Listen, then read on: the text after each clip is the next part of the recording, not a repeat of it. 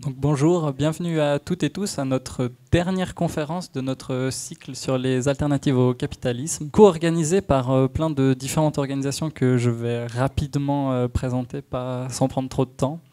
D'abord, on est la grève du climat, on a ici notre petit drapeau. Il y a aussi l'espace Dickens qui s'occupe notamment de la vidéo ici, l'association universitaire Unipoly qui a des verres ici par exemple. Euh, le groupe post-capitaliste Roman, qui nous a aidé à co-organiser, et aussi le journal Le Courrier, duquel vous avez reçu sûrement des articles de la journée, et qui, je profite du moment pour dire qu'ils font une campagne de survie en ce moment. Donc si vous hésitiez à vous abonner, faites-le volontiers, ça les aidera. Ça les aidera. Je ne vais pas revenir sur les autres conférences qu'on a faites dans ce cycle, même si elles étaient toutes super. Elles sont toutes disponibles en ligne sur YouTube, sur soit le canal de l'Espace Dickens, soit sur celui du Courrier. Mais aujourd'hui, on a le plaisir d'inviter Catherine Samari, qui est difficile à présenter rapidement, tellement vous avez fait de nombreuses choses. Vous êtes économiste et avez enseigné à Paris 8 et à Paris Dauphine, si c'est juste, ouais. Et vous êtes collaboratrice au journal du Monde diplomatique. Et en dehors de ça, vous avez de nombreuses activités associatives, notamment dans le réseau européen de solidarité avec l'Ukraine.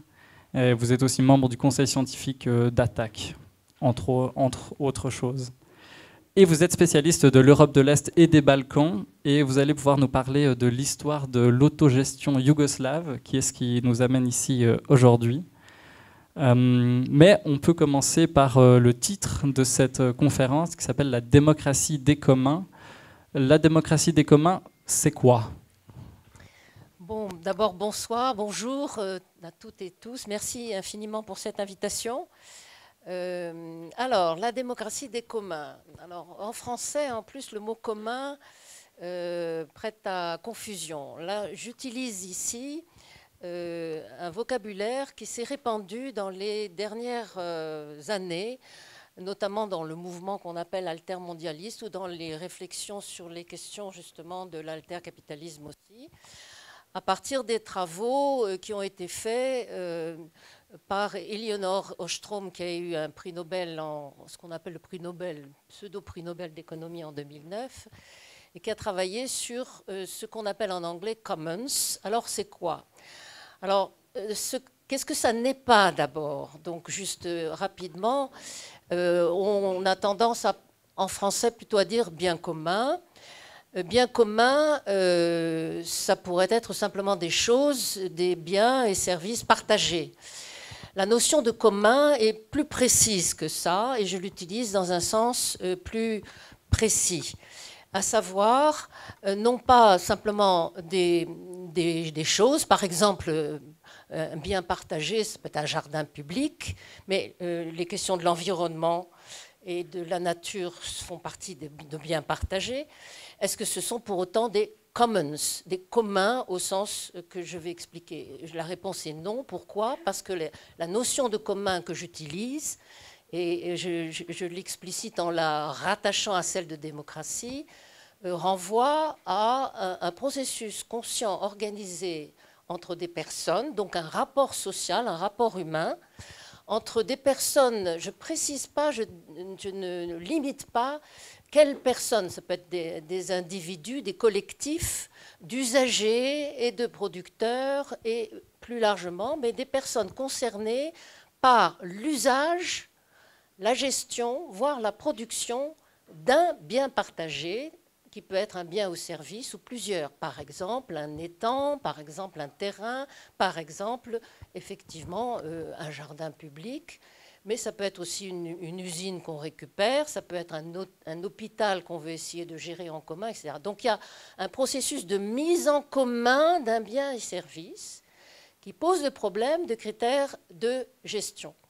Alors, ce débat a été notamment lancé en 1968 par un article qui a été écrit à cette époque-là par quelqu'un qui travaillait sur des enjeux de biologie, et Garrett Harding, et qui avait écrit un article qui s'appelait « La tragédie des communs ».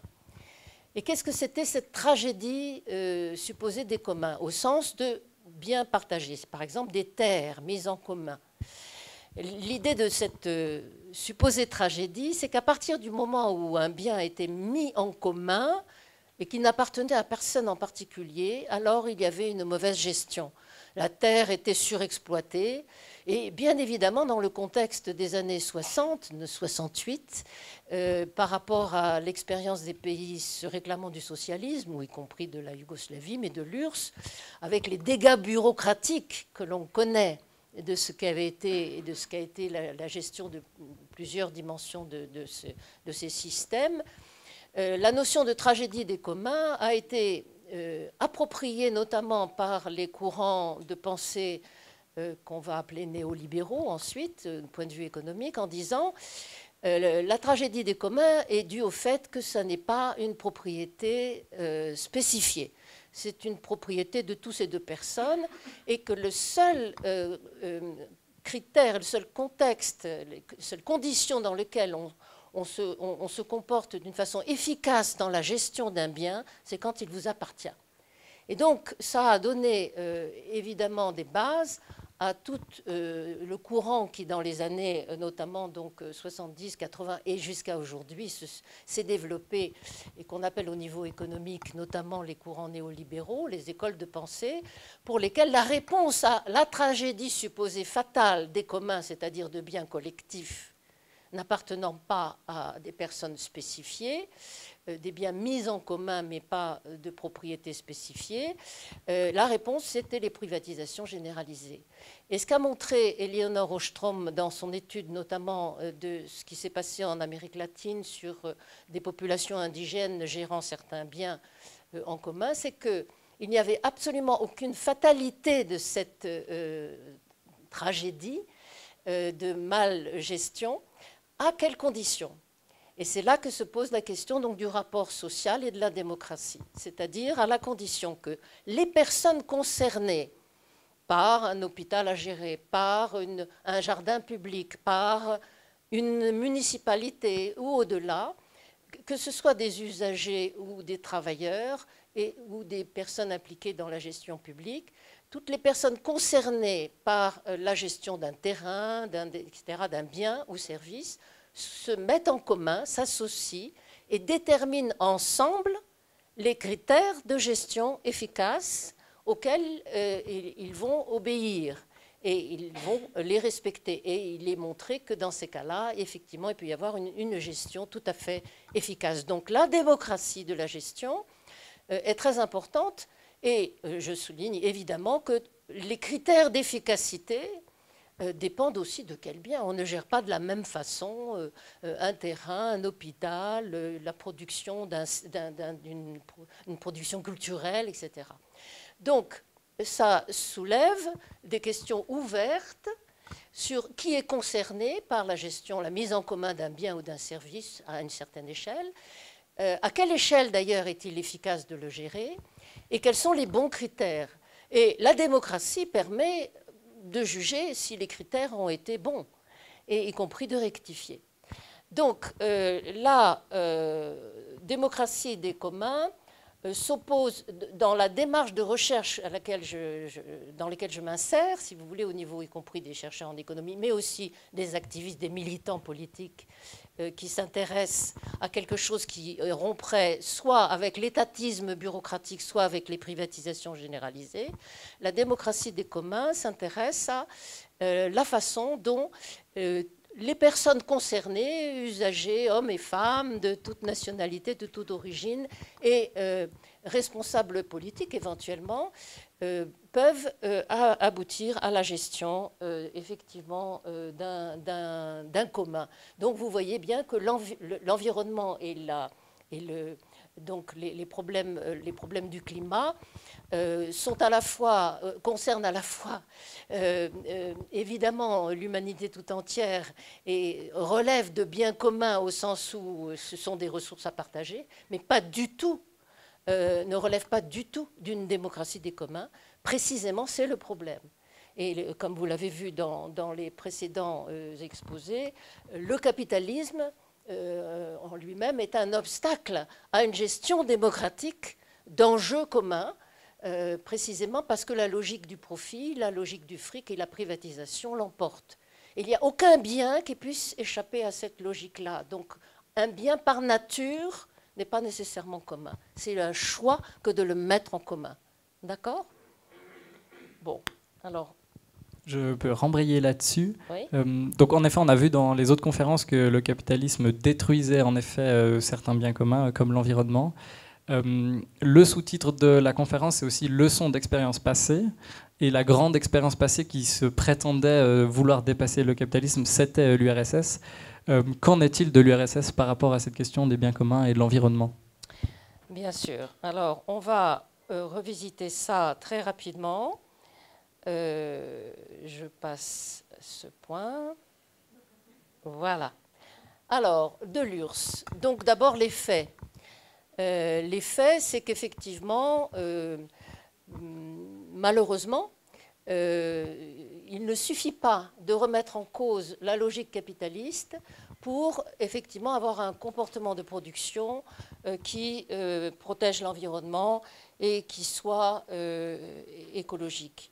Alors, on a soulevé une blague en Union soviétique, en réalité, les 4 problèmes, c'est une blague à 2 niveaux, les 4 problèmes de l'agriculture soviétique, vous les connaissez peut-être, c'est le printemps, l'été, l'automne et l'hiver. Bon, c'est une façon synthétique de résumer. Mais au-delà de l'agriculture, il y avait évidemment, vous avez peut-être entendu parler du désastre de la mer Aral que l'on a détourné pour pouvoir irriguer des champs de coton. Et donc il y a le gigantisme de la planification bureaucratique et il y a évidemment tous les dégâts de la production, notamment au plan énergétique, le charbon, ça va comme ça, c'est mieux? Alors, la question, c'est il y a un productivisme spécifique de la planification donc soviétique dont il faut comprendre les causes. Alors, est-ce que c'est la faute à Marx? J'ai mis un petit Marx avec un environnement verdoyant. Alors, le productivisme spécifique, il est d'abord lié, avant de parler de Marx, à l'ignorance et à la sous-estimation des enjeux environnementaux à l'époque de la Révolution d'Octobre et à l'époque des révolutions du XXe siècle. Hein. Donc une sous-estimation de l'enjeu au niveau de la connaissance même scientifique. Ça ne veut pas dire que il n'y avait pas déjà une conscience de ça, mais c'est un premier élément. Deuxième élément, il y avait effectivement un emballement de la pensée, même de la pensée de transformation sociale et économique du pays par la planification qui supposait tout possible, avec par exemple le détournement des fleuves pour pouvoir irriguer des régions entières qui en avaient besoin. Bon, donc une surestimation de ce que pouvait faire une planification qui ne prendrait pas en compte les réalités de ce que sont la nature, etc. Mais se sont greffés très rapidement là-dessus, bien sûr, en plus, les dégâts évidents du bureaucratisme, de l'étatisme, qui notamment, alors les 4 défauts de l'agriculture soviétique ont signifié aussi l'étouffement des savoirs populaires, des savoirs paysans, des savoirs agricoles. Je le dis, et c'est d'autant plus important que si vous étudiez de façon comparative ce qui s'est passé par exemple en Hongrie, qui avait des structures de propriété agricole très proches de celles de l'URSS, mais avec beaucoup plus de responsabilités, il n'y a pas eu les mêmes dégâts. Donc ce qui veut dire que l'enjeu du bureaucratisme particulier de l'expérience soviétique est plein. Alors juste quand même, est-ce que c'était quand même la faute à Marx? Il y a un élément dans la réflexion pour les marxistes et pour l'hypothèse communiste qu'il faut effectivement interroger et questionner du point de vue de ce qu'on sait aujourd'hui du caractère épuisable des ressources et aussi du caractère nocif de certaines ressources, c'est effectivement l'hypothèse de l'abondance communiste comme étant l'horizon de pensée et d'action qui pousse à un productivisme. S'il faut, pour pouvoir arriver à distribuer à chacun selon ses besoins une abondance qui ne respectent pas les limites des ressources, alors effectivement ça pousse à du productivisme non seulement qui est un dégât du point de vue de l'organisation du travail, mais aussi de l'utilisation des ressources.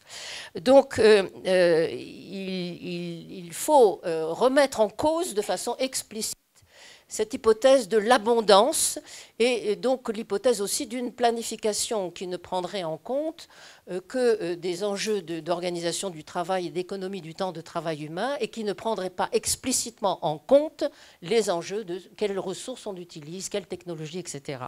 Ceci dit, Marx, à son époque, avait déjà quand même des connaissances qui ont été complètement écrabouillées par la simplification des courants marxistes qui lui ont fait suite, si on peut dire, et surtout le bureaucratisme soviétique. Donc il y a des relectures, je n'en parlerai pas ici, mais je vous donne la référence notamment d'un site que vous pouvez trouver sur lequel a publié notamment un de mes collègues et camarades, ami Michel Husson, qui est mort l'an passé, et qui a écrit effectivement un excellent article détaillé, donc je n'en parlerai pas, mais où vous aurez toutes les références des débats sur est-ce que Marx était un éco-socialiste avant terme, si on peut dire.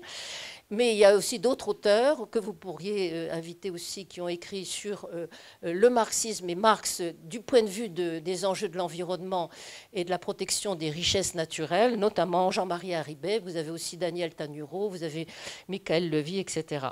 Alors, Marx, et je termine ce point, a ceci d'intéressant en conflit avec l'expérience soviétique, qu'il a également refusé d'avoir une vision qui serait une espèce de vision étatiste d'une planification telle qu'elle a été mise en œuvre en Union soviétique après la Révolution d'octobre et notamment par Staline. Donc il n'y avait pas de recette. Il y avait cette hypothèse de l'abondance qu'il faut remettre à plat, je vous l'ai dit, mais il y avait une expérience qui a énormément compté pour modifier, y compris la façon de poser les problèmes de l'après-capitalisme dans la pensée de Marx à son époque et d'Engels, c'est l'expérience de la Commune de Paris. Quand on parle des biens communs, de la mise en commun, c'est la première expérience de Marx d'une organisation par en bas, y compris donc autre de la société, qui a échoué, mais qui a fait que, y compris la préface du manifeste communiste a été modifiée, et que Marx, du point de vue d'un projet communiste au sens utopiste, concret, d'une société où les producteurs directs, on dirait aujourd'hui hommes et femmes associés, pourraient gérer de façon directe l'organisation de leur travail et de la satisfaction de leurs besoins, eh bien, devrait y compris s'inspirer, du point de vue de Marx, de l'expérience de la Commune de Paris. Et ça n'a pas du tout été le cas. Et dans la vision de Marx, il y a quelque chose qui rejoint tout à fait celle des libertaires et des anards sur le dépérissement de l'État et non pas l'étatisme. Et ce point, j'arrêterai là, donc, à savoir pour Marx l'importance dans un projet émancipateur, dans un projet de transformation post-capitaliste de l'auto-organisation et du dépérissement de l'État, ce point-là a été repris par les communistes yougoslaves contre Staline. Et c'est pourquoi c'est très très intéressant de prendre cette expérience. Lançons-nous dans cette expérience, du coup, qui est assez méconnue au final. Est-ce que vous pouvez nous dire quels étaient les grands traits de ce modèle yougoslave? Quel était le rôle particulier des entreprises, des banques? Est-ce que les personnes étaient payées, salariées comme ici? Et quelles étaient les limites et apports pour aujourd'hui de ce système? Voilà. Alors, il va falloir parler de quelque chose d'extrêmement compliqué et qui a évolué dans le temps, en très peu de temps. Je ne sais pas quelles sont vos connaissances du sujet, donc je ne veux pas vous abreuver de faits trop compliqués. Donc je vais procéder en 3 temps synthétiques, quitte à ce que dans la discussion, d'une part, on peut continuer au-delà d'ailleurs de cette conférence, dans les dialogues. Vous pouvez aussi puiser sur mon site des tas d'articles en ligne sur cette expérience pour la décortiquer. Mais disons, je vais faire donc en 3 temps. Donc, premièrement, si vous voulez, de façon synthétique, lien et rupture avec l'URSS de Staline. Deuxièmement, les grandes étapes, et contrairement à ce qu'on a parfois en tête, on a parfois en tête que la Yougoslavie, c'est le socialisme de marché par opposition simplement à l'étatisme, comme s'il y avait un modèle, le socialisme de marché. Je veux au contraire montrer que l'expérience yougoslave a été une évolution de plusieurs modes de combinaison de plans de marché d'autogestion en fonction des tensions et de l'expérience. Et c'est ça qui est intéressant comme démarche, justement. L'aspect y compris va-et-vient expérimental avec ses limites. Et donc, synthétiquement, en troisième point, je reviendrai sur les grandes leçons qu'on peut en tirer. Alors, du point de vue d'abord des liens et des ruptures avec l'URSS, je vous rappelle seulement donc, que il y a eu une vraie révolution yougoslave, c'est pas toujours connu, mais au cœur de la Deuxième Guerre mondiale. Donc de la même façon que la révolution d'octobre est née au cœur de la Première Guerre mondiale, c'est dans un contexte de crise mondiale du capitalisme profond, et après, y compris l'expérience de la montée du fascisme et de la révolution espagnole, que l'expérience yougoslave s'est préparée. Le Parti communiste yougoslave est né dans la foulée de la révolution d'octobre, mais à la veille de la Deuxième Guerre mondiale, c'est un parti de quelques 5000 membres, pas plus. Pourquoi? Parce que dans la première Yougoslavie, qui a été créée après la Première Guerre mondiale comme un système capitaliste dominé par la dynastie serbe et qui devait être y compris une protection contre l'impact de la révolution d'octobre dans cette région-là. Dans cette première Yougoslavie, donc de l'entre-deux-guerres, le Parti communiste, le communisme a été interdit. Il a été extrêmement populaire pourtant, y compris au plan syndical, au plan des luttes de femmes, au plan des luttes de jeunes. Il était très populaire et il a donc très vite été interdit dans le cadre répressif. Donc avant la révolution qui s'est nouée au sein de la Deuxième Guerre mondiale, c'était un parti petit. Alors quelles sont les conditions, en gros, à la fois qui vont marquer la base du contrat révolutionnaire et les conditions de l'autonomie de l'expérience yougoslave par rapport à Staline. Bon, d'une part, j'appelle donc la notion d'un contrat révolutionnaire la sorte de contrat noué entre le PCY, Parti communiste yougoslave, à la tête de ce qu'on a appelé les partisans antifascistes. La première Yougoslavie était démantelée et envahie par les troupes de l'Axe, donc à la fois les forces venant de Rome et venant de l'Allemagne nazie, et avec des points d'appui sur le terrain. Quelles sont les trois grandes dimensions articulées qui vont donner la force à la capacité de rupture et de résistance et de victoire de la révolution yougoslave? C'est la combinaison de la lutte antifasciste et d'une lutte de libération nationale et sociale. C'était un pays extrêmement largement sous-développé, à plus de 70% de paysans paupérisés, des régions entières qui n'étaient pas industrialisées.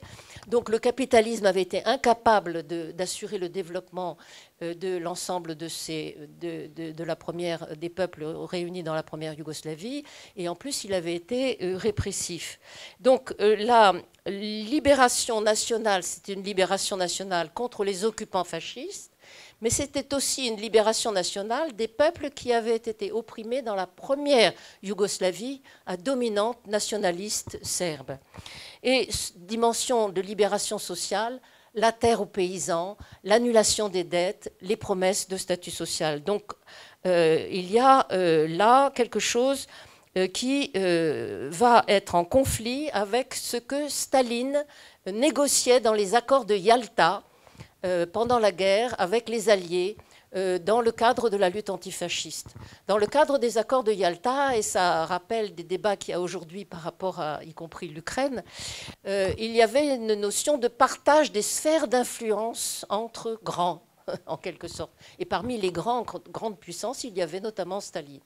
Et dans le cadre des négociations que Staline nouait avec les Alliés contre les forces de l'Axe Rome-Berlin, la Yougoslavie dans la notion de partage de sphère d'influence, n'était pas supposé devenir communiste, n'était pas supposé échapper à l'emprise capitaliste, et y compris, il était prévu que la dynastie serbe, le roi qui était réfugié à Londres, et ses partisans, les tchétniks, qui étaient supposés mener la lutte antifasciste sur le terrain, reviendraient au pouvoir.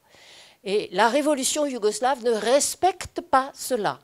Mais il ne suffit pas de ne pas respecter, il faut pouvoir ne pas respecter.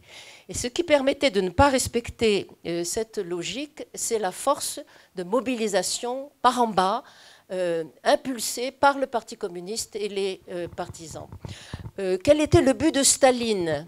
Le but de Staline, c'était la construction du socialisme dans un seul pays, selon ses propres formules.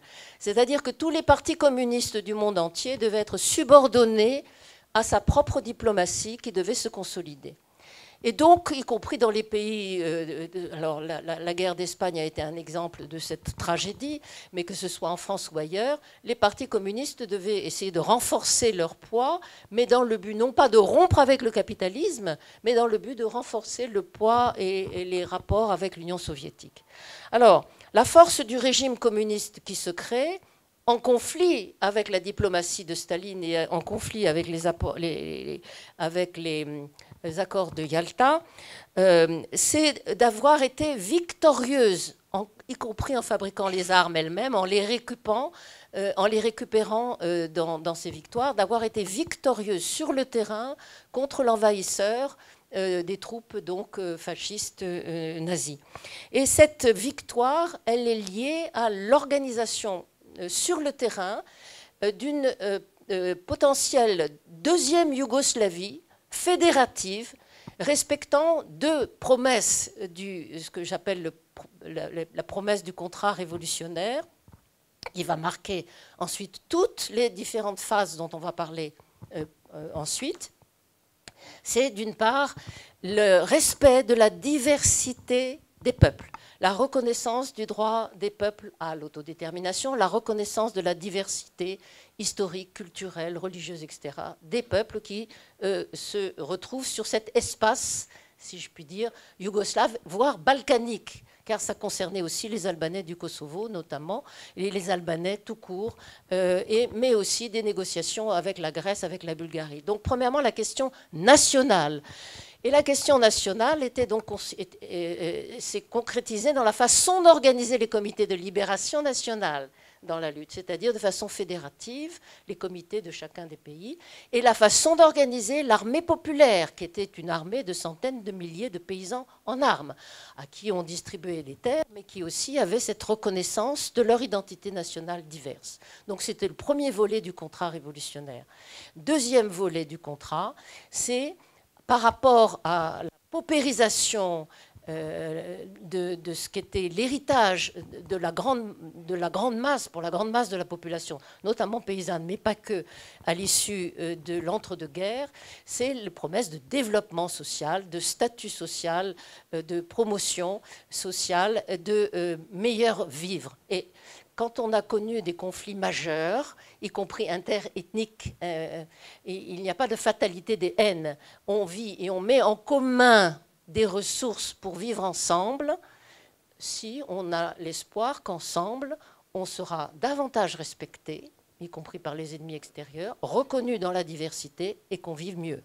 Donc les promesses de gain de vie étaient décisifs dans le système. Donc il y avait à la fois un internationalisme de ce parti communiste qui était membre de l'internationale communiste créée au moment de la Révolution d'octobre, mais en même temps l'attente normale pour des communistes d'une fraternité, des relations égalitaires avec les pays frères, et notamment avec l'Union soviétique.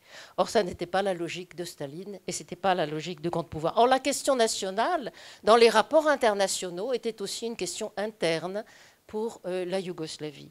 Donc, le respect de la diversité et de l'égalité des nations était essentiel. Alors, voyons rapidement les grandes phases et caractéristiques fidèles au contrat révolutionnaire dans cette expérience.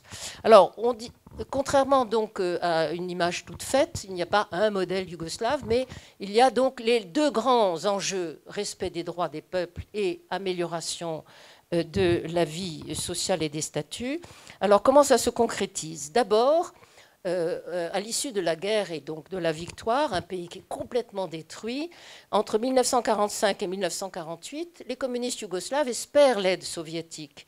Mais ils mettent en place une planification sur le modèle de l'URSS, relativement centralisée, avec l'idée évidente en même temps, qui se posait d'ailleurs en URSS après la révolution d'octobre, quand un pays est complètement détruit, quand par ailleurs des régions entières de ce pays sont complètement sous-développées, il y a besoin d'une certaine planification qui permette une industrialisation du pays et une redistribution des ressources des régions les plus riches, celles qui étaient notamment la Croatie, la Slovénie, un peu industrialisées, vers les autres. Donc une planification, un contrôle centralisé du système bancaire et l'espoir d'une aide soviétique. Mais Staline ne veut pas d'un pays capable d'autonomie. Donc il impose dans les négociations, en réalité, une subordination de la construction yougoslave à, entre guillemets, l'aide soviétique, qui est une véritable volonté de contrôle bureaucratique et totalitaire. Donc il y a une rupture. Rupture en 1948, qui est un véritable schisme inattendu dans le monde communiste entier. Et Staline décrète l'excommunication des titistes qui, comme les trotskistes auparavant, sont considérés comme des ennemis pénétrant le mouvement communiste. On parlera, avant c'était l'hitléro-trotskisme, là c'est le titisme qui devient l'ennemi et qui va produire des purges dans l'ensemble des partis. Mais la rupture, les communistes yougoslaves, donc la rupture va se faire au nom de Marx et de la Commune de Paris contre l'étatisme stalinien, et avec l'espoir, ce faisant, de consolider la popularité qui avait été créée, nouée autour des comités de libération nationale dans la Révolution. Donc entre l'autogestion et le comité de libération nationale, même s'il n'y a pas une totale continuité, il y a des liens organiques, il y avait des pratiques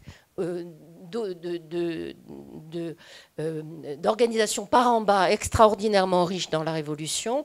Et donc se réclamer de la Commune de Paris contre l'étatisme est extrêmement important aussi pour essayer de trouver une légitimité dans le mouvement ouvrier. Donc en 1950, pour la première fois au monde, dans une expérience se réclamant du projet socialiste et communiste en ce qui concernait le Parti communiste yougoslave, on introduit dans la constitution yougoslave les conseils ouvriers associés à l'idée de propriété sociale, propriété publique, c'est-à-dire partout où la propriété est publique, les ouvriers, les travailleurs, donc aujourd'hui, je répète, on féminiserait aussi la description, donc ont le droit d'établir des conseils ouvriers, et ces conseils ouvriers ont un droit de gestion qui va évoluer dans le temps, et avec notamment la possibilité aussi, pour éviter une bureaucratisation des conseils, qu'il y ait un va-et-vient entre les conseils et les assemblées générales des travailleurs. Ceci s'accompagne, je ne peux pas le détailler, mais d'un projet de formation populaire, d'école ouvrière, d'alphabétisation qui va traverser tout le pays et qui va évidemment irriguer le projet. Alors, comment peut-on combiner l'introduction du droit d'autogestion avec le projet de planification et de redistribution des richesses? Eh bien, c'est quelque chose qui donc est introduit en 1950 jusqu'en 1965 et qui rejoint certains thèmes qui ont été introduits ici par d'autres orateurs comme Benoît Boritz ou Thomas Coutreau, etc., comme alternative. C'est-à-dire qu'au lieu de la planification hyper centralisée et détaillée étatiste de l'Union soviétique, la planification est conçue comme un enjeu d'orientation stratégique pour les grands choix, les grandes ressources, les priorités. Et donc sont créés non pas des banques, mais des fonds d'investissement sociaux qui canalisent les ressources et qui vont les distribuer, aux entreprises qui sont autonomes dans leur gestion, compte tenu de règles imposées, bien sûr. Et donc vous avez une combinaison de l'autogestion et cogestion avec les communes pour la gestion quotidienne, mais en même temps, tout ce qui relève de l'accumulation des investissements stratégiques dépend de choix planifiés. Sauf que eh bien, ces fonds d'investissement et les choix planifiés sont déterminés pour l'instant, et on y reviendra après encore, par le parti État. Alors le parti qui s'assouplit en Ligue des communistes yougoslaves, mais qui garde quand même le monopole de décision politique, et c'est quand même le parti État qui décide des choix de planification, qui passe au travers des fonds d'investissement par des critères qui apparaissent techniques, et donc où peuvent s'engouffrer pas mal de bureaucratisme. Alors, du coup, on arrive à une autre période qui est essentielle, et c'est celle qui est généralement caractérisée comme le socialisme de marché yougoslave, c'est 1965-1971. 1965, eh bien, les fonds d'investissement vont être démantelés. Et pourquoi? Et toute forme de planification va être abandonnée dans cette phase-là. Pourquoi? Et c'est très intéressant de montrer les pressions contradictoires. Alors, premièrement, une remarque, ça se fait dans un contexte de succès, c'est-à-dire d'un taux de croissance considérable au-dessus de 10% de la phase antérieure.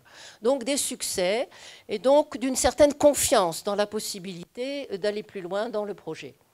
Et ensuite se combinent trois types de conflits. Premièrement, du point de vue des autogestionnaires, et dans une logique libertaire, mais aussi dans une logique d'émancipation. Je vous ai dit que les grands choix de planification étaient finalement décidés ailleurs. Et donc, le plan apparaît comme étant une aliénation, une limitation de ce que les travailleurs dont on reconnaît le droit à la gestion ont le droit de gérer. La part qui leur revient finalement et qui reste au niveau des entreprises, c'est disons un tiers, deux tiers par rapport à ce qui est canalisé par les fonds d'investissement. Donc l'idée un peu spontanée qu'il y aurait davantage de droits d'autogestionnaires si on démantèle la planification est une idée spontanée qui va d'ailleurs être soutenue par toute une série de courants anarchistes. Deuxième aspect, les républiques, les conflits déjà entre différentes régions. Les républiques les plus riches vont avoir des porte-paroles qui vont dire cette redistribution planifiée, ça nous prend une partie de notre richesse. Et en fait, on serait beaucoup plus efficace si on gardait l'intégralité de nos ressources. On pourrait aider davantage les autres. On croirait entendre parfois Macron qui parle de l'écoulement, n'est-ce pas? Bon, donc les plus riches seraient plus autonomes, plus efficaces, puisqu'ils ont des expériences industrielles davantage développées que les autres. Mais ce n'est pas l'abandon des autres, mais c'est l'idée qu'on va aider les autres ensuite. Donc, une partie des porte-paroles des républiques les plus riches, c'est-à-dire Slovénie, Croatie, seront pour aussi la remise en cause de la planification avec cette logique, augmentation d'une part de l'efficacité économique, mais aussi augmentation des droits nationaux. Et là, il y a y compris exploitation du thème de ce que je vous ai dit comme étant une des bases du contrat social. La reconnaissance du droit des peuples, ça veut dire aussi que nous voudrions avoir la possibilité de davantage contrôler notre propre produit. Donc, les républiques riches. Et puis, un troisième volet s'engouffre là-dedans. C'est le volet des économistes, entre guillemets. Il y a toutes sortes d'économistes, je suis bien placée pour en parler, mais une partie des économistes, marxistes ou non marxistes, pas forcément du tout pro-capitaliste, mais commence à développer la thèse que la planification, quelle qu'en soit la forme finalement, elle est lourde de déformations politistes, de pression bureaucratique. Et ce n'est pas faux, c'est possible, évidemment. Et ils vont opposer à ça, quelque part, l'idée d'un marché qui serait neutre et qui pourrait être plus efficace. Alors il y a marché et marché, je vais y revenir tout à l'heure dans la synthèse pour éviter justement des débats trop simplificateurs sur le marché. L'idée là, c'est que c'est un marché sans capital et c'est un marché avec les droits d'autogestion. Donc ce n'est pas une société capitaliste. Donc l'idée, c'est que dans une société où on a supprimé le pouvoir des capitalistes et la prédominance de la propriété privée, le marché pourrait être plus neutre, plus efficace et moins soumis à l'arbitraire politique que la planification. Donc c'est un troisième élément qui va peser dans le sens donc de ce qu'on appelle le socialisme de marché.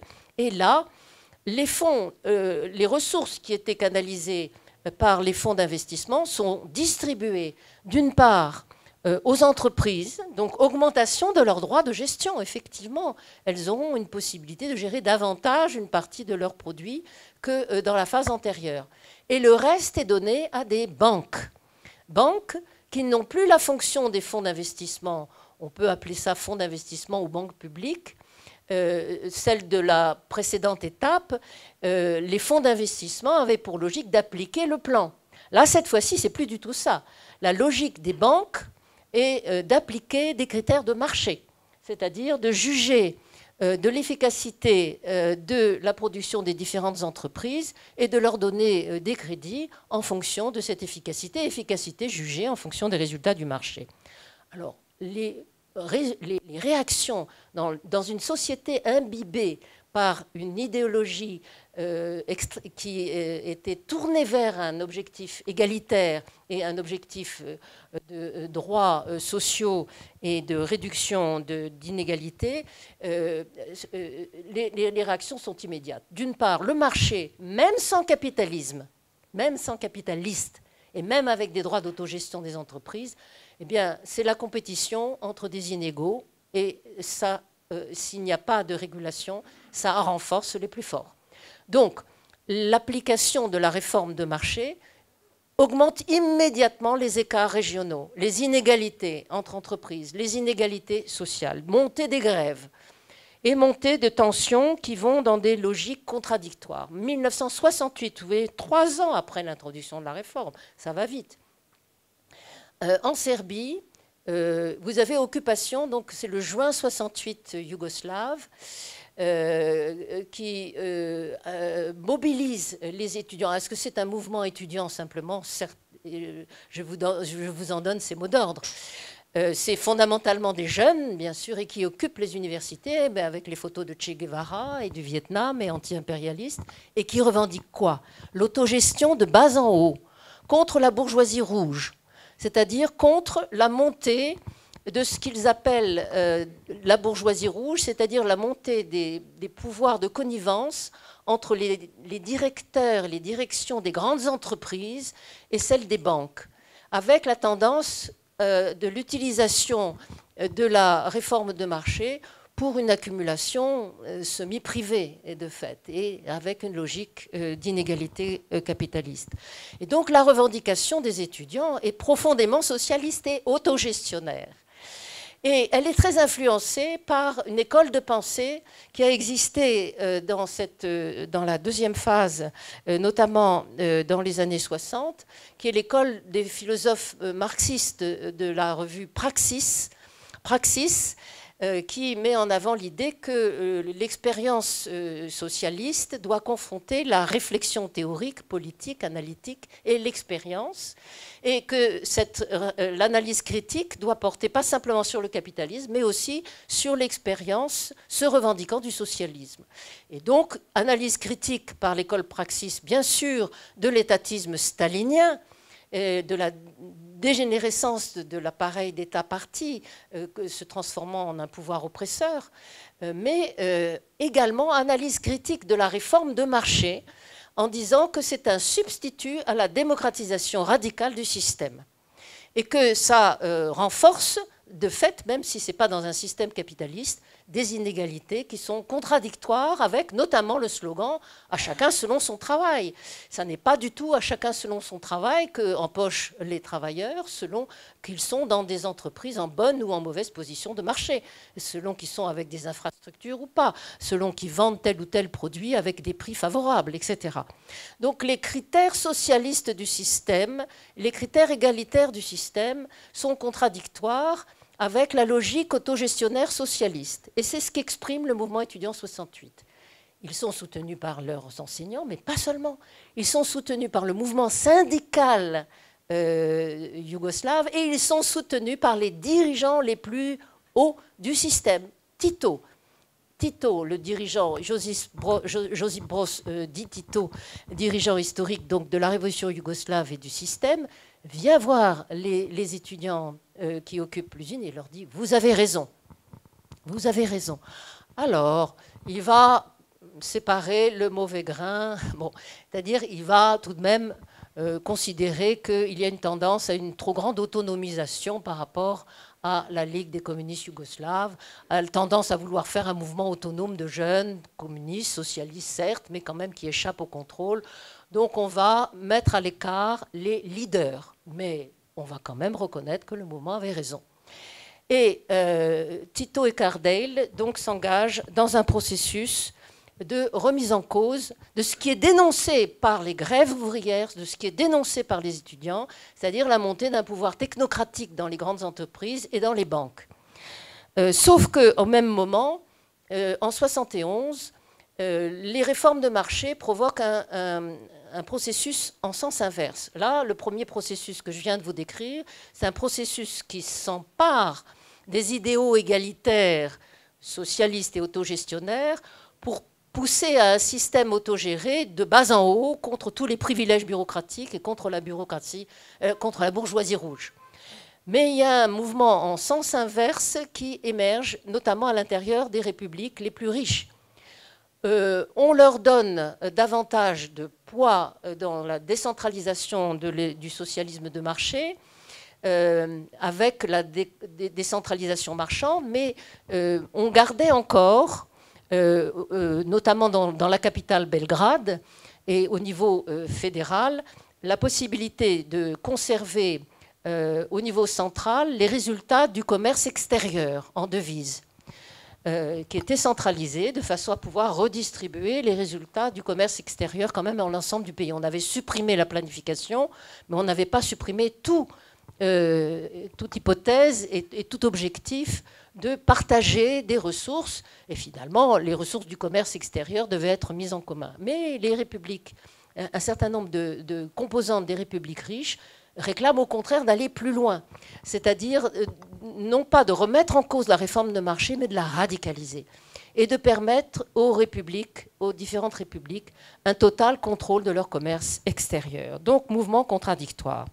Et on en arrive donc à la période suivante, 1971-1980. Les dirigeants historiques de la Révolution sont encore de ce monde-là, même s'ils sont vieillissants. Ils jouent un rôle d'arbitre avec l'aspect paternaliste et bureaucratique que l'arbitrage peut impliquer.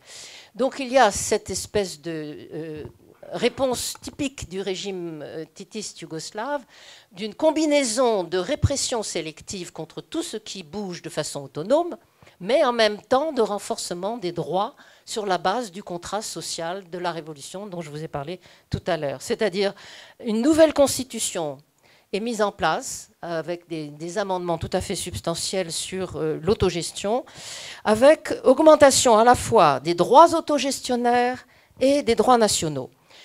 Les banques qui s'étaient autonomisées, les pouvoirs technocratiques des grandes entreprises qui s'étaient autonomisées avec cette logique de bourgeoisie rouge qui avait été dénoncée sont démantelés, dont démantèlement des banques de la phase antérieure. Et on réinstaure un système de financement sous contrôle des entreprises autogérées. Lesquelles entreprises autogérées sont divisées en petites unités de façon à éviter le poids dans les grosses entreprises des structures technocratiques. Et donc la structure de base du pouvoir autogestionnaire se rapproche des ouvriers. C'est ce qu'on appelle les organisations de base du travail associé, les OBTA dans le jargon du système. Et au niveau constitutionnel, ce sont en quelque sorte des ateliers, si vous voulez, qui sont plus facilement, théoriquement, contrôlables par ceux qui travaillent. Donc l'idée, c'est de rapprocher les droits de l'autogestion de petites unités en démantelant les grandes unités et d'autre part de subordonner le système financier à des logiques autogestionnaires.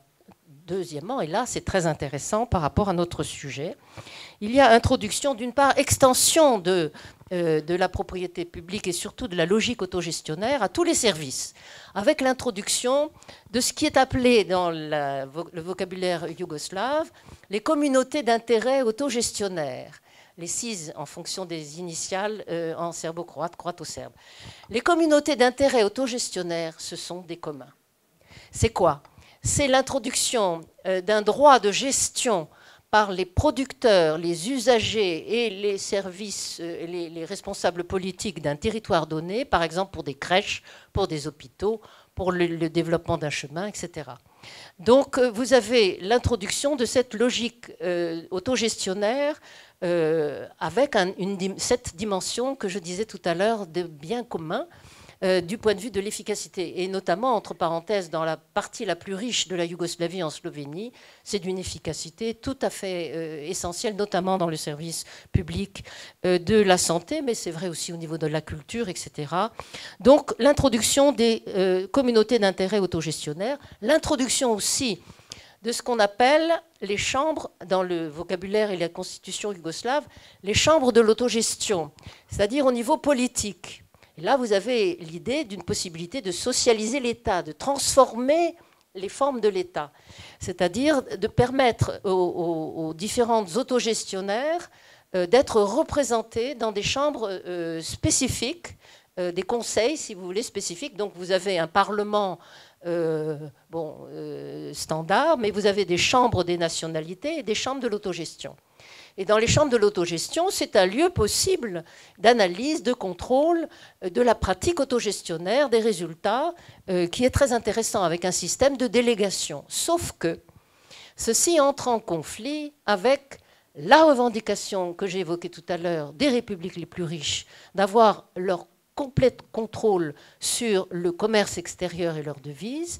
Et pour répondre à cette pression-là, non pas d'un point de vue capitaliste du tout, mais du point de vue de la reconnaissance des droits nationaux portés par le programme révolutionnaire, eh bien, il y a un compromis. Et la Constitution exprime ce compromis.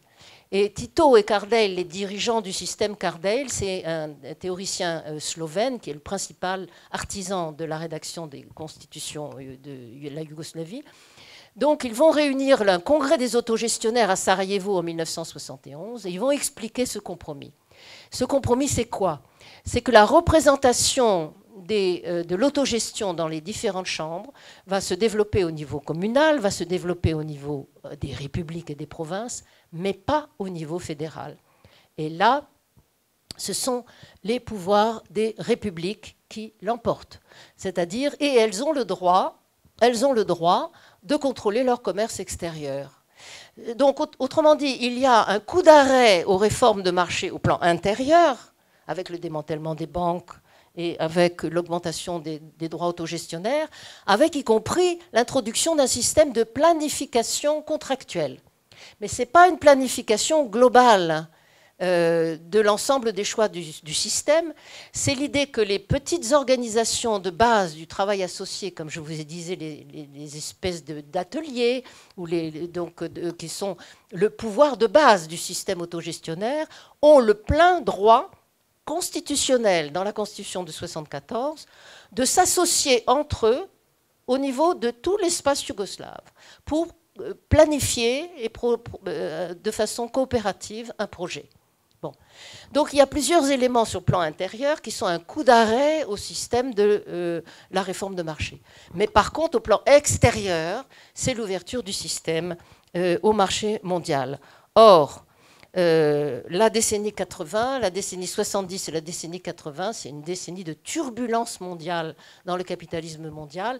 D'une part, la montée du prix des pétroles qui frappe de plein fouet le système yougoslave et augmente sa dette extérieure. Puis, il y aura la montée des taux d'intérêt sur la dette aux États-Unis et les créditeurs internationaux vont faire monter leur taux d'intérêt. Enfin, c'est un peu plus technique, mais ce que je veux dire, c'est qu'il y a un creusement général des dettes dans le système et dans les rapports du système à l'extérieur, avec un système qui est d'une très grande richesse, mais qui n'a pas de cohérence, et où il n'y a ni de régulation par un marché, ni de régulation par un plan, ni de régulation par la démocratie. Et je synthétise là les atouts et questions non résolues. Pour terminer, ça va? Bon, alors, premièrement, par rapport à la notion que j'ai introduite tout à l'heure de démocratie des communs. Bon, qui décide des réformes? Qui décide de leur interruption? Quelle que soit leur richesse, quelle que soit la légitimité initiale des dirigeants issus de la Révolution et qui sont à l'écoute de ce qui se passe dans les droits qu'ils vont essayer d'augmenter, c'est quand même un système par en haut. Et c'est un système non démocratique. Donc, c'est un système dans lequel, y compris le congrès de Sarajevo que j'évoquais tout à l'heure des autogestionnaires en 1971, est convoqué par les dirigeants pour expliquer aux autogestionnaires, voilà ce qu'on va faire. Et donc, ce n'est pas du tout un lieu de mobilisation, un lieu de discussion des contradictions du système et de comment, ensemble, essayer de les résoudre. C'était donc quelque chose qui n'est pas résolu. Et autant pendant les premières années, la légitimité révolutionnaire pouvait faire passer des réformes qui ont été des progrès, etc., avec une croissance importante, autant là, face à une situation beaucoup plus tendue, il était essentiel de passer à un système de commun, y compris donc au sens démocratique de la gestion des difficultés. Donc, deuxième aspect, il y a donc une vraie capacité d'innovation, richesse du système autogestionnaire qui est extraordinairement populaire dans l'espace yougoslave, comme je vous l'ai dit, étendu avec tout au service, avec les chambres de l'autogestion, le système de communauté d'intérêt, mais pas au plan fédéral. Mais d'une part, les paysans échappent à ça, et d'autre part, c'est confronté à la place du marché. Alors, du marché ou des marchés? Et là, j'insiste du point de vue de la réflexion commune actuelle et à venir, d'éviter les discours qui parlent du marché. Il n'y a pas le marché. Le capitalisme a généralisé le marché à tout. Et il est très important, quand on veut discuter, qu'est-ce qu'on critique, qu'est-ce qu'on retient, qu'est-ce qu'on veut contrôler ou supprimer, de distinguer trois types de marchés qui n'ont pas toujours existé, qui n'ont pas de raison d'exister toujours. Le premier, c'est le marché du capital. Le deuxième, le marché du travail. Le troisième, le marché des biens et services. Le marché du capital, dans l'espace yougoslave et dans un projet socialiste, doit être effectivement supprimé. Il n'y avait pas de bourse, il n'y avait pas d'actionnaires, il n'y avait pas de banques privées capitalistes et il n'y avait pas de possibilité d'accumulation privée capitaliste. Donc, le marché du capital avait été effectivement remis en cause, même si de façon frauduleuse, il y avait des tendances à le voir réémerger. Ceux qui voulaient apporter de l'argent pour la création d'une entreprise, ça rejoint certaines propositions de différents auteurs, n'étaient pas actionnaires. Ils apportaient de l'argent, ils devenaient en quelque sorte c'était un apport remboursable en quelque sorte. Ça ne leur donnait aucun droit de gestion sur l'entreprise. Donc c'était un prêt en quelque sorte. Mais donc il n'y avait pas d'action et de marché du capital. Deuxièmement, en ce qui concerne le marché du travail, eh bien, ce qui remettait en cause, qu'est-ce qu'on appelle le marché du travail dans le système capitaliste? Fondamentalement, derrière cette notion de chose, il faut voir les rapports humains, le statut social des travailleurs, des salariés. C'est de transformer la force de travail en marchandise, c'est-à-dire une chose qu'on va comparer au coût des machines, et puis selon que la machine est moins chère ou plus chère qu'un travailleur, on met à la porte le travailleur ou la machine. Donc, c'est la transformation de la force de travail en chose licenciable, qui est le propre d'un marché du travail au sens capitaliste qu'il faut rejeter radicalement. Ça a été rejeté radicalement par l'introduction des droits d'autogestion. Mais ça n'a pas supprimé pour autant les problèmes d'emploi et les problèmes du chômage, ce qu'on a appelé le chômage, entre guillemets, socialiste. Pourquoi? Parce que l'insuffisance d'investissement, de création d'emplois est déjà une source de chômage. Deuxièmement, si la gestion des entreprises est poussée, comme c'était le cas dans la réforme de marché, à essayer d'améliorer les résultats pour avoir des crédits des banques, etc., comme c'était la logique de cette réforme de marché, alors on a tendance à diminuer la force de travail qui est payée dans l'entreprise. Et ça se retourne contre les femmes, d'une part, qui sont les plus fragiles, et aussi au niveau des paysans, par le fait qu'une bonne partie des paysans de l'espace yougoslave ont choisi un statut finalement de semi-salarié paysan pour avoir la sécurité de leur emploi et de leurs ressources sur leur lopin de terre, tout en étant dans l'entreprise. Mais ça diminue la capacité d'insertion pleine des paysans dans la gestion des entreprises. Donc il y a un chômage en quelque sorte camouflé, aussi par l'exode, mais donc qui est un vrai problème. Mais néanmoins, il n'y a pas un marché du travail au sens où la force de travail n'est plus strictement salariée. Par contre, il y a l'extension donc du marché des biens et services sans socialisation de ça, avec donc une logique d'inégalité et à chacun selon la position de marché. Alors quel plan ? Donc on a vu dans les années 50-65 des fonds d'investissement.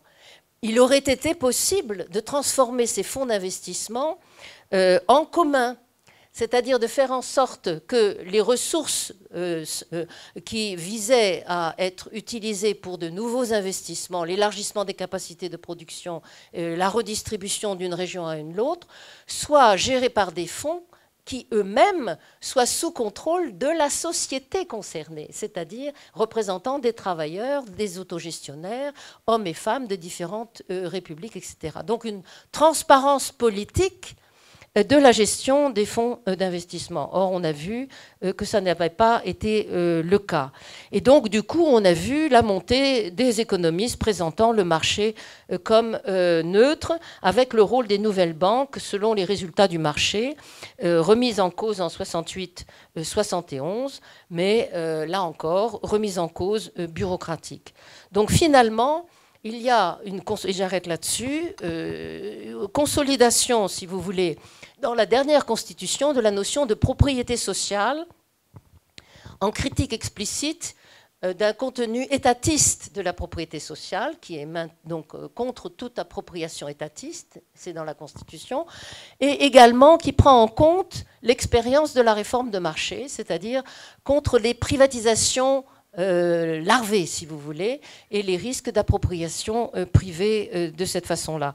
Mais du coup, on en vient non pas à la tragédie des communs, mais à quelque chose où il y a une propriété à tous et à personne, sans véritablement que existe, sauf de façon embryonnaire, comme je l'ai dit, les communautés d'intérêt autogestionnaires, les chambres de l'autogestion au niveau des différentes républiques, mais de façon très embryonnaire, les institutions permettant à la société organisée de contrôler les grands choix, les critères, les difficultés, les problèmes. C'est-à-dire le problème de la création d'un commun des communs, en quelque sorte, avec possibilité donc d'une planification autogestionnaire et d'un État qui se démocratise de façon systématique. Alors, oui. Donc j'arrête là ce point. J'arrête là ce point pour la suite des questions. Voilà, merci. Je vous laisse déjà un peu reprendre votre souffle, parce que je pense que c'était beaucoup d'informations d'un coup. Moi, la question que je me pose quand j'entends ça, c'est pourquoi est-ce que ce système ne s'est pas étendu? Pourquoi est-ce qu'il n'y a pas d'autres pays qui se sont lancés dans le même type d'expérimentation? Voilà, c'est une question très très importante. Donc, à laquelle on peut répondre par plusieurs aspects. D'une part, quand même,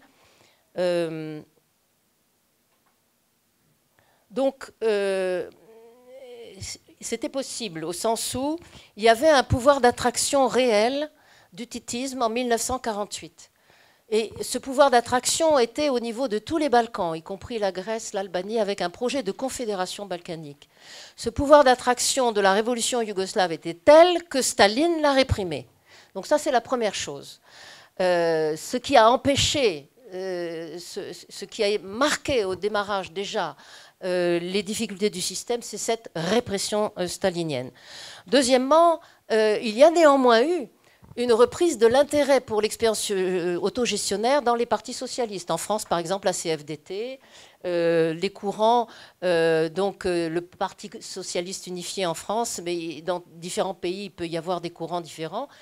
Mais parfois, toute une partie des courants, notamment le Parti socialiste français, pour ce que je connais, s'est emparé du thème et de l'expérience yougoslave autogestionnaire pour pouvoir opposer quelque chose qui se réclame quand même du socialisme sans être l'expérience soviétique et les PC. Et dès que le Parti socialiste a été confronté au pouvoir en 81, il a introduit tout sauf l'autogestion. Donc bon, c'était en partie largement démagogique. Mais en tous les cas, il y avait des divisions, et des divisions y compris dans la gauche anti-stalinienne, dans la gauche anarchiste, dans les gauches trotskistes sur ce qu'était cette révolution. Et donc les divisions dans l'absence d'existence d'une internationale progressiste, communiste au sens plein, qui permettrait de soutenir les expériences les plus avancées comme celle-là, est un élément fondamental. Néanmoins, il y avait encore des éléments de tournant possibles dans les années 68, comme les années 68 et jusqu'à la fin des années 70. Comment est-ce qu'on peut l'illustrer? Vous pouvez lire notamment un article que j'ai pu écrire dans Le Monde diplomatique et qui est en libre accès, notamment en anglais ou sinon que je peux vous envoyer, mais qui montre l'expérience de la Tchécoslovaquie de 68, avec à l'intérieur du Parti communiste tchécoslovaque un courant favorable à l'autogestion, contre les réformes technocratiques et contre en même temps le conservatisme bureaucratique. Et il va y avoir émergence face à l'intervention soviétique en Tchécoslovaquie, et qui le sait, qui en a parlé, qui en reparle, la prolifération de conseils ouvriers dans des centaines d'entreprises en Tchécoslovaquie. Donc des conseils ouvriers et un courant du Parti communiste tchécoslovaque et des syndicats tchécoslovaques qui se réclamaient notamment de l'expérience autogestionnaire yougoslave. Mais en même temps, il va y avoir la normalisation avec l'épuisement et la rentrée dans le rang des contestataires du Parti communiste tchécoslovaque et la normalisation donc, par l'intervention soviétique qui va durer. Même en Pologne en 1980, donc à la fin de la décennie 79, même si les termes étaient confus, la notion d'autogestion avait un impact possible. À l'intérieur, j'étais moi-même déléguée syndicale dans le Congrès. Je suis un dinosaure, j'assume. Donc, suffisamment vieille pour avoir été déléguée syndicale à cette époque-là. Et j'ai assisté effectivement au développement. Il y a des débats sur la possibilité d'une expérience de république polonaise autogérée. Donc c'était cette idée-là au début de la décennie 80. Mais il va y avoir le coup de Jaruzelski, la répression communiste, entre guillemets, et puis la mise en place de la thérapie de choc à la fin des années 80. La dernière constitution yougoslave elle-même, elle avait des tas d'éléments attractifs, mais elle n'était pas cohérente avec les éléments que je vous ai dit, notamment sur le commerce extérieur. Elle se heurte au plan international à la montée du prix du pétrole, à l'hyperinflation, et donc dans la décennie, à la fin de la décennie 70, la décennie 80, la pression du Fonds monétaire international pour des politiques d'austérité qui remettent en cause les droits autogestionnaires. Alors, la Yougoslavie tétiste a essayé d'élargir ses marges, au moins dans le développement, qui est extrêmement important à partir du milieu des années 50, du mouvement des non-alignés.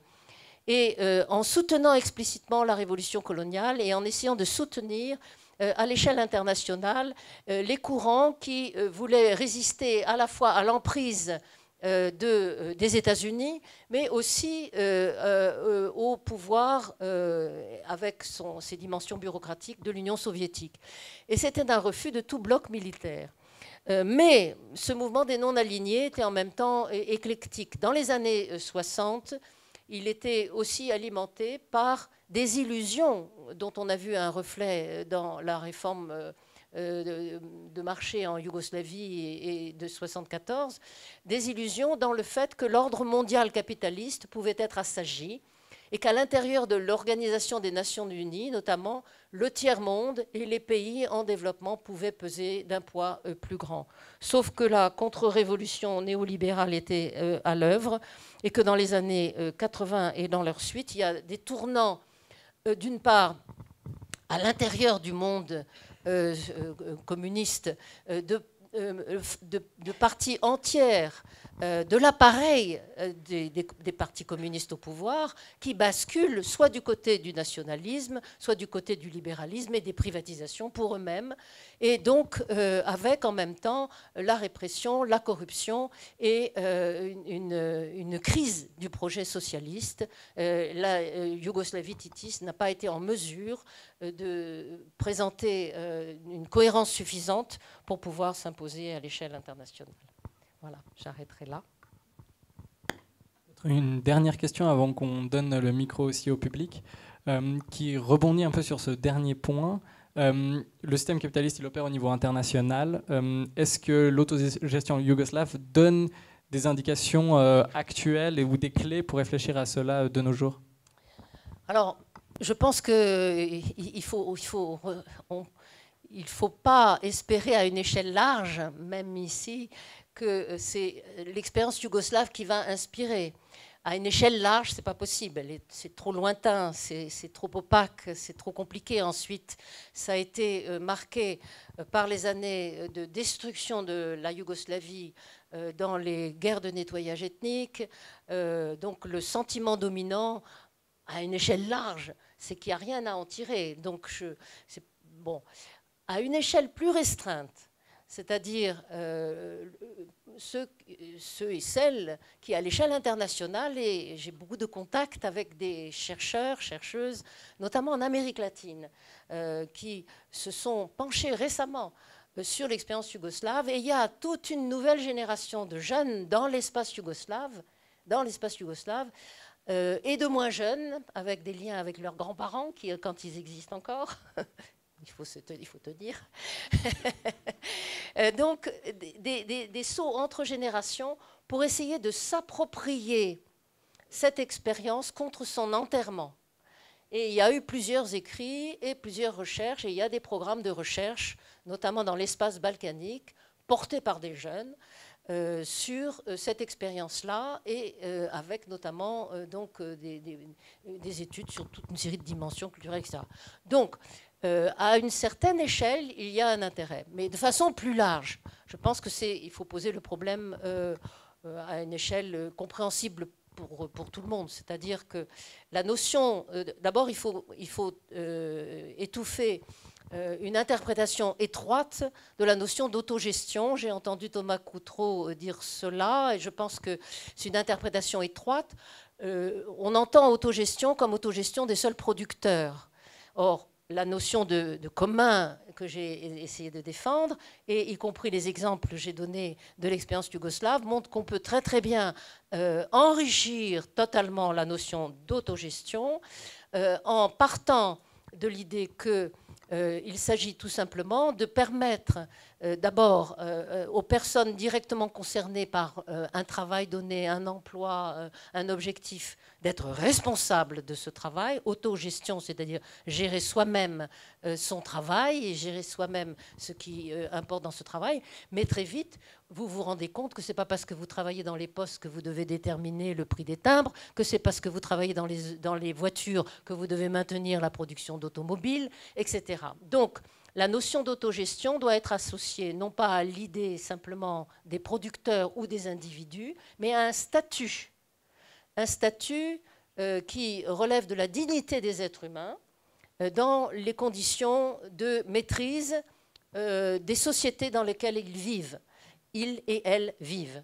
Et donc, l'expérience yougoslave, alors, ce qu'elle a d'intéressant, c'est de montrer que quand on a tout de même un pouvoir d'État, une prise de pouvoir qui permet de remettre en cause la domination du capital et qui permet d'insérer dans les droits constitutionnels des droits fondamentaux de gestion dans votre travail, dans les services, etc., ça donne une possibilité démesurée. pas démesuré, bien plus large que ce qu'on a évidemment dans un espace contraint capitaliste. Donc l'expérience yougoslave montre qu'il n'était pas nécessaire qu'il y ait un très haut niveau de développement. C'était un pays de la périphérie capitaliste, très arriéré, avec beaucoup d'analphabétisme, etc. Il n'est pas nécessaire de précondition d'un niveau de développement pour introduire des droits de gestion, des droits d'autogestion, des droits de responsabilité. Par contre, oui, il faut affronter un problème qui est collectif pour l'ensemble de ceux et celles qui réfléchissent sur une alternative au capitalisme, ce qui n'a pas été résolu par l'expérience yougoslave, comment mettre en commun des peuples qui ont des histoires différentes, des niveaux de développement différents, des qualités, des capacités différentes, comment créer un intellectuel collectif et une démocratie qui permettent non pas de tout résoudre, mais d'être capable de mettre en évidence quels sont les problèmes à résoudre et par quels critères on veut essayer de les résoudre, en mettant en priorité justice sociale et environnementale, et égalité contre tous les rapports d'oppression, et là, avec les dimensions rapports d'exploitation, rapports hommes-femmes, rapports internationaux, avec tout ce que disons, l'expérience des mouvements d'émancipation, des mouvements de libération des siècles qui ont, enfin des décennies qui ont suivi donc le siècle passé, mettent à l'ordre du jour, c'est-à-dire enrichir le projet communiste contre tout étapisme, enrichir le projet autogestionnaire contre toute vision limitée et réfléchir à qu'est-ce qu'on garde de la monnaie, du marché, quel type de planification on met en place, contrôlé par qui et comment, à quelle échelle. Et là, c'est effectivement des problèmes qu'on doit résoudre. Merci, merci. Vous pouvez applaudir si vous voulez. Oui, oui. Merci à vous.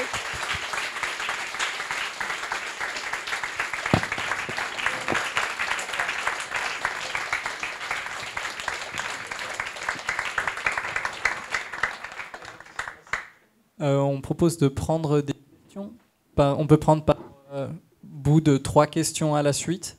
Si ça vous va, on peut faire tourner ce micro et toi, tu peux garder le micro là pour y répondre.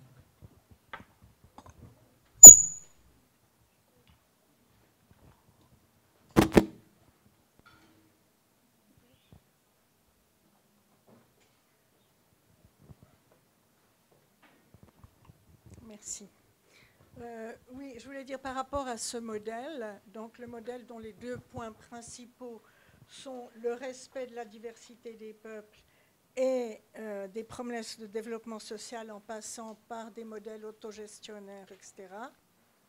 Il y a quelqu'un qui a, je ne sais pas si c'est vous qui l'avez mentionné ou quelqu'un d'autre, qui a dit est-ce qu'il y a un autre pays que la Yougoslavie où un modèle approchant a été tenté. Et moi, je dirais qu'il faut un petit peu sortir de l'Europe. Et puis, je pense que la Bolivie d'Evo Morales a été dans ce sens-là sur ces 2 points. Ça ne veut pas dire que c'est une réussite totale, mais sur les 2 points, disons, la constitution, la nouvelle constitution bolivienne, effectivement, avait inscrit le droit au respect des différents peuples. Et ça, je pense que ça peut s'appliquer à beaucoup de pays, parce qu'il n'y a pas beaucoup de pays au monde qui n'ont qu'un peuple ou qu'une ethnie à l'intérieur de leurs frontières.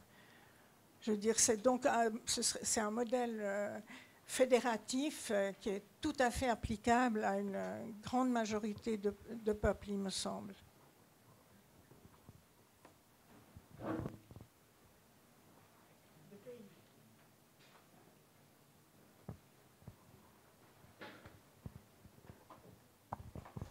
Merci beaucoup pour la présentation. Je pense que c'était dans une des premières slides, il y avait comme titre communisme décolonial. Et vous n'avez pas développé, alors peut-être un peu à la fin, mais je voulais savoir si c'était si vous pouviez revenir là-dessus, parce que la notion d'études décoloniales, voilà, aujourd'hui, c'est assez particulier. Et puis une deuxième question, ça m'a fait beaucoup penser aux théories de Bookchin sur le municipalisme libertaire. Est-ce qu'il y a une inspiration, je ne sais pas si vous connaissez, est-ce que pour vous il y a un lien entre cette expérience yougoslave et la théorie municipaliste de Bookchin.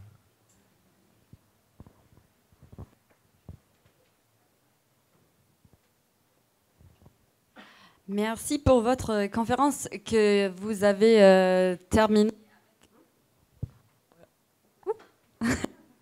Vous m'écoutez? Oui ou non? Que vous avez terminé avec un résumé très précis des challenges qui se posent. Et là, je me demande si vous avez des pistes à suivre pour adresser ces complications qui se posent devant nous. Et spécialement, pour moi, c'est un peu la question d'échelle, spécialement quand il s'agit des communs globaux. Et là aussi, deuxièmement, cette combinaison entre le challenge écologique et la démocratie, un peu de dire comment est-ce qu'on peut assurer que des décisions démocratiques, la gérance démocratique des communs soit en même temps écologique, spécialement quand il s'agit des échelles différentes. Merci.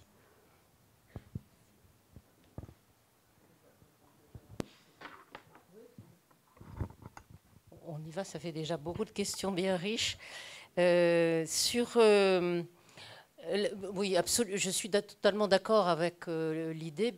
J'ai d'ailleurs intitulé un de mes ouvrages l'expérience yougoslave, question pour l'Europe notamment, et j'avais pris aussi comme annexe dans ce bouquin des expériences prises au Mexique avec la question du Chiapas.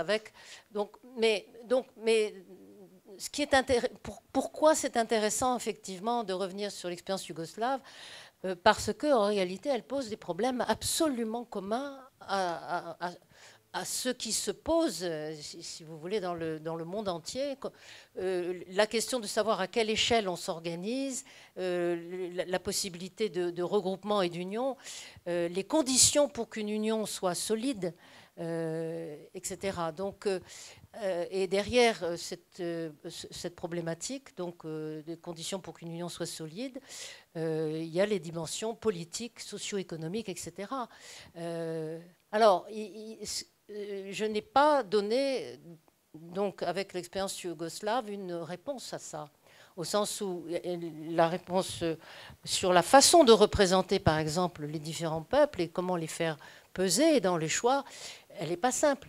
Il y a eu plusieurs réflexions dans l'histoire, y compris des débats, notamment entre marxistes aussi, notamment dans l'expérience austro-hongroise, etc., Otto Bauer et autres, sur comment est-ce qu'on doit représenter les différents peuples d'une union qui se crée.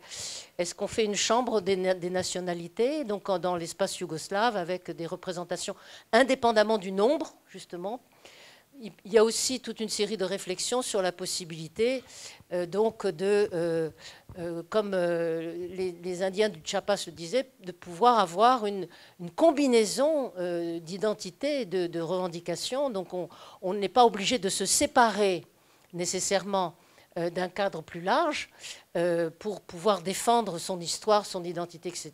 Mais il faut pouvoir avoir le droit de se séparer si on est opprimé. Bon, donc tout ça, ce sont des éléments qui sont effectivement posés à l'échelle internationale. Et j'ajouterais ça a été justement posé ensuite, mais enfin pas explicitement, le Rojava. Hein, donc par rapport à Bookchin, justement, qui a inspiré l'expérience municipaliste dans l'introduction de mon petit bouquin, j'évoque ça justement aussi. C'est clair qu'il y a une dimension d'ailleurs dans le municipalisme de combinaison de dimensions à la fois communistes et libertaires, hein, et une critique qui est parfois contestée par une série de courants anarchistes et qui est en conflit. Donc il n'y a pas d'étiquette simple, mais incontestablement personnellement, je développais aussi comme un des réseaux d'expériences possibles l'expérience des villes libérées. Puisqu'on parle de municipalisme, c'est certain que l'échelle et le rythme auquel on peut arriver à réaliser des expériences, elle est très incertaine, tout ça est très incertain, mais il est probable, et on l'a vu aussi avec l'expérience de Porto Alegre et donc au niveau donc du Brésil aussi, que on peut imaginer qu'on puisse avoir des rapports de force qui permettent au niveau de certaines municipalités d'aller plus loin qu'ailleurs. Et de ne pas être en mesure encore de généraliser à l'échelle d'un pays quelque chose, mais si on a une combinaison de banques coopératives, de mouvements paysans qui s'allient avec des mouvements femmes, travailleurs précaires, etc., qui mettent ensemble leurs ressources et qui essayent de créer ce qu'on appellera, ce qui peut s'appeler donc les villes rebelles, donc dans toute une série de réflexions, les villes rebelles qui veulent montrer dans la façon dont elles s'organisent ce vers quoi elles veulent tendre, c'est-à-dire notamment l'accueil des réfugiés, par exemple. Deuxièmement, la gestion des services publics. Et là, troisièmement, donc les droits sociaux, etc. Avec, évidemment, le problème des limites de ces expériences confrontées à un environnement hostile. Et la difficulté, le dilemme entre plusieurs suicides possibles, si je puis dire, donc soit le dilemme de l'attente du grand soir, et tant qu'on n'a pas le rapport de force qui permet de tout chambouler, de tout changer, on ne fait rien, et on a peur de se faire récupérer par le système. Bon. Soit on décide d'avancer, et c'est très important pour essayer de convaincre les gens, au-delà des mots, de pouvoir expérimenter un peu ce qu'on veut faire. C'est-à-dire de pouvoir concrétiser dans un quartier, dans une ville, sur un territoire politique. La notion de territoire politique est très très importante, de pouvoir concrétiser quelque chose qui relève d'autres rapports humains, d'autres façons de produire et d'organiser la vie, d'autres articulations de solidarité. Entre parenthèses, dans un des réseaux altermondialistes, comme on dit, donc qui résistent au système à l'échelle internationale tel qu'il est, que je trouve très important, cette notion de territoire est mise en avant, c'est Via Campesina. Via Campesina est un réseau de paysans pauvres à l'échelle internationale qui a enrichi, allez voir leur site, qui a enrichi de façon considérable leur réflexion en y intégrant les dimensions y compris féministes, antiracistes, et y compris la notion territoriale, c'est-à-dire ce n'est pas simplement la réforme agraire et la question de la terre à qui la travaille, mais aussi comment organiser un territoire de façon solidaire, avec y compris donc des alliances entre paysans, travailleurs, etc. Entre parenthèses, dans les expériences aussi d'usines récupérées d'Argentine dans les années 2000, et ça, il y a eu aussi des expériences. Moi, je fais partie d'un réseau qui s'intitule donc Association Autogestion et qui met sur un site notamment toutes les expériences à l'aide notamment des éditions Sileps, toutes les expériences aussi passées ou actuelles qui essayent de mettre en avant des éléments de cette mise en commun démocratique, autogestionnaire, ou qu'on l'appelle coopérative ou autre, peu importe les mots, mais c'est l'idée. Et évidemment, c'est très important, si on veut éviter, je vais parler de 2 suicides. C'est quoi le deuxième? C'est d'essayer de faire quelque chose, mais de ne pas être conscient du fait qu'on est vite piégé. Et du fait qu'on a pu créer au démarrage une coopérative avec des objectifs égalitaires, mais très vite on se transforme finalement avec des rapports capitalistes. Ou bien encore, on crée éventuellement des petits îlots de bien-être, je ne méprise pas du tout ça, mais qui deviennent indifférents à ce qui se passe tout autour. Et donc on maintient la misère du monde tout autour. Et y compris quelqu'un comme Emmanuel Macron a pu se revendiquer de la notion de commun pour se désengager des responsabilités des États sociaux par rapport, par exemple, au développement des services de santé. Alors d'un côté, on va dire, oui, récupérez tel petit dispensaire de santé ou tel hôpital et faites votre commun. Mais globalement, la santé n'est pas protégée pour tout le monde. Donc voilà, donc il y a, vous voyez, les deux pièges. Le premier piège, c'est de ne rien faire. Le deuxième, c'est de faire sans être conscient de ce qui se passe autour et de la récupération et des blocages. Alors comment échapper à ça, les liens. Les liens et la réflexion critique. C'est-à-dire, même si on ne peut pas faire tout ce qu'on voudrait, c'est très important de sauver des emplois, c'est très important de faire une expérience, y compris d'organiser autrement une production, de créer donc des espaces, mais de les faire sortir de leur isolement, c'est-à-dire les faire connaître. Donc l'existence de réseaux altermondialistes, de liens entre villes rebelles, de rapports de force, c'est très très important. Alors, décolonial. Donc décolonial, c'est très important, effectivement, pour moi, de s'emparer de cette notion-là, dans un sens. Alors, pourquoi je l'utilise pour l'expérience yougoslave? D'abord parce qu'effectivement, la notion de décolonial, qui a pénétré notamment les mouvements qui ont, soit en Amérique latine, soit en Angleterre, donc été confrontés à des phases historiques post-coloniales, éventuellement, avec les indépendances, les indépendances en Amérique latine, les indépendances d'États en Afrique, etc., l'indépendance de l'Inde, etc. Mais néanmoins, le maintien à l'intérieur, d'une part, de la métropole impérialiste initiale, et même y compris dans la société qui est supposée décolonisée, de traces profondes des rapports coloniaux.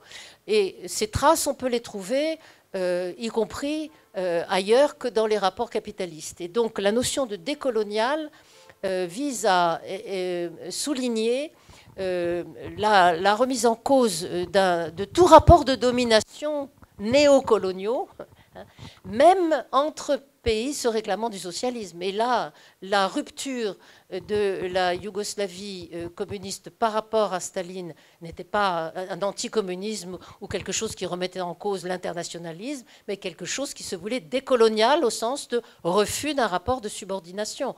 Et la résistance ukrainienne aujourd'hui face à la politique de la Russie et de Poutine a une dimension aussi décoloniale de ce point de vue-là. Alors ensuite, il faut analyser très très concrètement comment effectivement cette question se pose à l'échelle de la réflexion marxiste et communiste. Je donne des références dans mes articles notamment à tout un travail de retour sur Marx décolonial qui est très important. C'est-à-dire qu'il y a des moments dans l'analyse de Marx à son époque, y compris dans certains écrits du manifeste, et c'est également présent dans certains courants communistes, une vision un peu civilisatrice, en quelque sorte, du monde capitaliste développé, et une insuffisance de recul critique, si vous voulez, sur les dégâts terrifiants de la colonisation. Mais Marx lui-même, de son temps, est revenu de façon radicalement critique sur ça, d'une part dans l'analyse critique des rapports entre la Grande-Bretagne et l'Irlande, deuxièmement, dans l'analyse de la question de l'esclavage et de la question noire aux États-Unis. Et au-delà de ça, en refusant l'idée qu'il fallait prendre l'expérience des pays capitalistes développés comme un modèle qu'il fallait suivre partout. Tout simplement parce que le capitalisme s'est construit comme un système monde impérialiste, colonisateur, avec par conséquent l'impossibilité de reproduire de toute façon les mêmes expériences partout. Et la Yougoslavie faisait partie de cette espèce de semi-périphérie, même si c'était encore en Europe, qui était dominée par des capitaux étrangers et par des rapports de dépendance vis-à-vis des pays du centre. Donc ça pouvait être la France, ça pouvait être l'Allemagne. Et les capitaux des pays du centre empêchent un développement plein des pays dans lesquels ils viennent s'investir. Et donc, l'idée que les pays qui sont dépendants pourraient simplement reproduire l'expérience de ce qui s'est passé en France, en Allemagne ou ailleurs, est de toute façon contestable en fonction du fait que les contextes ne sont pas les mêmes et qu'il y a des rapports de domination. Donc la notion, c'est peut-être trop... Il y a une notion dans la recherche actuelle depuis la Révolution d'octobre notamment, mais qui était présente aussi chez Marx, de développement inégal et combiné des sociétés, qui est très importante. C'est-à-dire montrer que Il faut faire l'analyse concrète de comment le système capitaliste et les rapports de domination créent dans chaque société des éléments qui combinent des traits d'un capitalisme contemporain, des traits du passé, et comment la transformation doit pouvoir elle-même prendre appui sur tous ces éléments-là, mais en remettant en cause tout rapport colonial. Voilà, challenge. Écologique, oui, bien sûr, c'est tout à fait essentiel. Et les problèmes de l'échelle. Et là, c'est peut-être les prochaines, je ne sais pas si vous continuerez les conférences, mais parmi les enjeux, les challenges, comme on dit, il y a notamment, effectivement, à quelle échelle est-il possible et efficace de maîtriser les enjeux de la transformation écologique. Alors, notamment, on parlait tout à l'heure de biens communs et d'associations de ressources et de gestion démocratique. Quand on veut mettre l'accent contre les ressources fossiles sur le renouvelable, avec le caractère intermittent selon le climat, eh bien, c'est très intéressant de pouvoir associer des pays qui ont des climats différents. D'une part. D'autre part, quand on met l'accent sur un certain type de transport du point de vue écologique, que ce soit au niveau fluvial ou au niveau des chemins de fer, plutôt que la voiture ou l'avion, eh bien, là aussi, il y a un problème d'espace pour la gestion. Donc, il y a des niveaux intermédiaires entre le local et le planétaire qui sont stratégiques, je dirais, pour des batailles de transformation pour une justice sociale et environnementale et qui essayent de concrétiser des objectifs. Et ce niveau intermédiaire, c'est notamment les niveaux continentaux, pour limiter précisément. Bon, il y a suffisamment de diversité sur un continent, mais pour essayer de mettre ensemble des ressources, etc. Ce qui veut dire qu'il y a un vrai enjeu de discussion, de mise à plat de ce qu'est la construction, ce qu'a été la construction européenne, et de comment on pourrait imaginer une autre construction européenne qui prenne de front les enjeux de la planification écologique et sociale avec les doubles critères, le critère environnemental et le critère de protection des droits sociaux, parce que si vous fermez des usines au nom de l'écologie et que vous laissez les gens à la rue, vous aurez des résistances ouvrières qui seront d'ailleurs capitalisées par l'extrême droite, entre parenthèses. Donc c'est très très important. Les premières victimes des dégâts écologiques et du climat sont les plus pauvres. Et il n'y a pas de raison de rendre coupables et responsables des dégâts écologiques, ceux qui sont embauchés dans des entreprises qu'il faudrait fermer. Par conséquent, il faut une planification donc socio-écologique. Et là, le problème de l'échelle, il est à la fois donc quelque part objectif, c'est-à-dire à quel niveau ça peut être efficace, et subjectif, c'est-à-dire il faut pouvoir s'attaquer à une échelle dans laquelle on a une certaine capacité de mobilisation et de contrôle. Donc c'est pas fort, on ne fait pas tout ce qu'on voudrait. Donc parfois on est obligé de se rabattre sur une échelle plus limitée, et d'essayer non pas de se replier sur elle, mais de s'en emparer. Si on arrive à réaliser quelque chose qui est significatif et qui est, du point de vue expérimental, une concrétisation d'un projet écolo-socialiste, éco-communiste, mais avec donc des droits démocratiques et des transformations du point de vue de la subordination des moyens financiers à des objectifs à la fois socio-écologiques. Ensuite, ça peut faire tache d'huile et on peut essayer de l'étendre, de le généraliser. Donc ne pas attendre le grand soir et avancer, mais l'échelle, elle dépend aussi des rapports de force et de la confiance. Merci. Je propose qu'on passe tout de suite à la prochaine phase d'apéro et suite de discussions plus informelles. Donc si vous avez toujours des questions, vous pouvez volontiers venir parler comme ça, plus de manière informelle. On aura un apéro derrière qui est peut-être déjà prêt. Et aussi, on vend des livres. Si vous êtes intéressé, il y a des éditions à acheter ici. Donc voilà, merci d'avoir été ici et bonne fin de soirée.